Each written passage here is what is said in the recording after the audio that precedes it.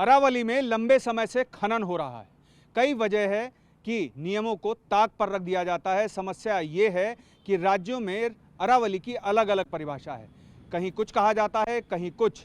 और यही वजह थी कि सुप्रीम कोर्ट ने इस मामले में हस्तक्षेप किया और इस भ्रम का चूंकि फायदा खनन माफिया उठा रहे थे, तो अब इसको दूर किए जाने का प्रयास हो रहा है। सुप्रीम कोर्ट ने माना कि जब तक अरावली की एक साफ और समान परिभाषा नहीं होगी, तब तक इसका संरक्षण संभव नहीं होगा।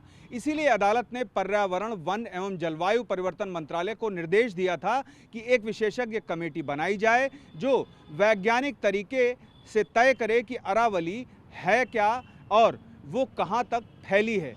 इस समिति को अरावली की परिभाषा तय करने की जिम्मेदारी दी गई थी। आखिरकार 2025 को इस समिति ने सुप्रीम कोर्ट को अपनी रिपोर्ट भेजी। सुप्रीम कोर्ट ने 20 नवंबर को इस समिति की रिपोर्ट को स्वीकार किया, जिसमें कहा गया कि अब सिर्फ 100 मीटर से ऊंची पहाड़ियों को ही अरावली पर्वत श्रृंखला का हिस्सा माना जाएगा और इस पर आगे भी सुनवाई होगी। इस मामले में कोर्ट की तरफ से नियुक्त अमाइकस क्यूरे ने जरूर आपत्ति जताई थी और कहा था कि ये परिभाषा काफ़ी संकीर्ण है और सभी पहाड़ियां जिनकी ऊंचाई 100 मीटर से कम है वो खनन के लिए योग्य हो जाएंगी। इससे पूरी श्रृंखला पर असर पड़ेगा।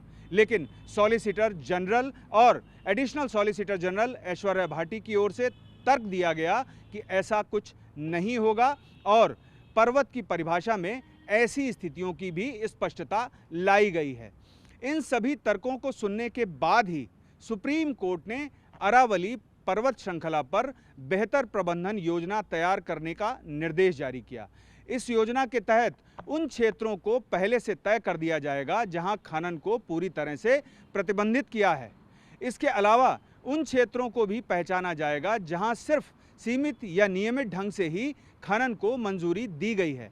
हालांकि कोर्ट ने फिलहाल खनन के लिए नए पट्टे देने पर प्रतिबंध बरकरार रखा है और अब आगे जब इस मामले पर सुनवाई होगी तब ये ज़रूर है कि सरकार अपना पक्ष रखेगी और स्थितियों को स्पष्ट करेगी। तब शायद जो विशेषज्ञ मौजूदा समय आपत्ति जता रहे हैं वो सरकार के समर्थन में उतर आएं। अक्सर लोग अरावली को पत्थरों और पहाड़ियों का इलाका ही समझते हैं, लेकिन इसकी हकीकत कुछ अलग है। ये प्राकृतिक रूप से बहुत ही ज़रूरी है और इस पूरे इलाके के लिए एक संचार का काम करता है। दरअसल अरावली इसलिए ज़रूरी है कि बारिश जब होती है तब पहाड़ियों की ढलान से पानी धीरे धीरे नीचे आता है और ज़मीन में समा जाता है। इससे भूजल रिचार्ज होता है। अगर ये पहाड़ियाँ ना हों तो बारिश का पानी बहकर निकल जाएगा और ज़मीन सूखी रह जाएगी। अरावली की वजह से ही मिट्टी अपनी जगह बनी रहती है। जब पहाड़ कटते हैं तो मिट्टी बह जाती है और खेत बंजर हो जाते हैं। यही कारण है कि कई इलाकों में आज धूल भरी आंधी और धूल भरे जो गुबार हैं वो दिखाई देते हैं।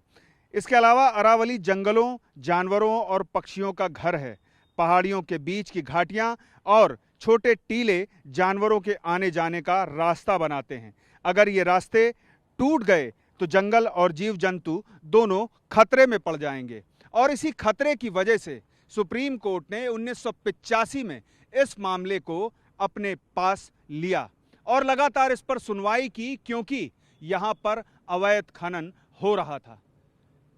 दिल्ली, फरीदाबाद, गुड़गांव इससे त्रस्त थे और आज 40 साल बाद भी ये हकीकत बदली नहीं है। अरावली अपना अस्तित्व खोज रही है। पीयूष पांडे, TV9 भारतवर्ष,